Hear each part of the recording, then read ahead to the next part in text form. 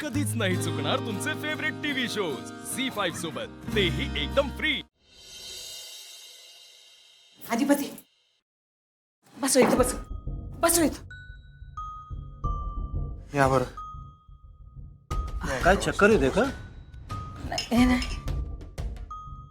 मी खाल्लं पिल्लेलं नाही, अशक्तपणा आला असेल। घे घे। काय झालं? पाणी घे। चारू हे काय सगळं? तू सकाळपासून काही खाल्लेलं नाहीयेस? मी जरा नाही म्हणजे पूजा आरती वगैरे करणं ठीक आहे, पण तू सकाळपासून काही न खाता पिता कडक व्रत करतेस?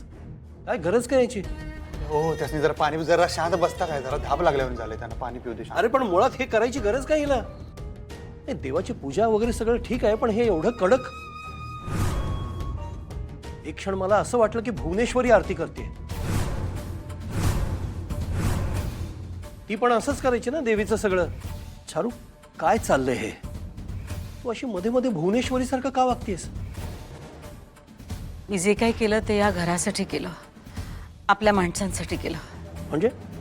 म्हणजे जेव्हा आपल्याला आपलं माणूस बरं व्हायला हवं असतं तेव्हा आपण त्याच्यासाठी काहीही करतो, मग तेव्हा आपली मतं, आपली तत्व सगळी बाजूला पडतात। पण त्यावेळेस सगळ्यात महत्त्वाचं असतं ते म्हणजे त्या माणसाने बरं होणं।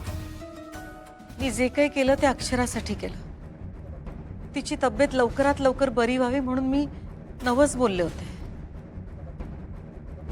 ते मी सांगितलं होतं त्यासनी, घरातल्यांच्या तब्येती चांगल्या राहाव्यात म्हणून भुवी महाआरती करायची म्हणताना त्यांनी आज केली। नाही तुम्ही सांगितलं ठीक आहे, पण चारू तुला कळत नाहीये का? हा वेडेपणा आहे सगळा। अक्षरा बरी होण्यासाठी तिला ट्रीटमेंटची गरज आहे, जी चालू आहे तिला। तू त्या भुवनेश्वरी सारखा अडाणीपणा करू नकोस ना। ती शाणी होती का? ओ काय शानी होती कधी म्हणजे? हे काय बोलणं झालं? शानी होती कधी म्हणजे? अहो, या घरासाठी तुमच्या तब्येतीसाठी 8-8 दिवस उपवास करायचे आई साहेब, आठवते का नाहीच?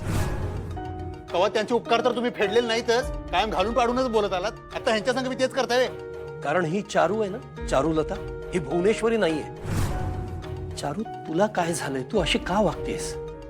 मला आता अक्षरा बरी व्हायला हवी आणि तिच्यासाठी मी आता काहीही करेन।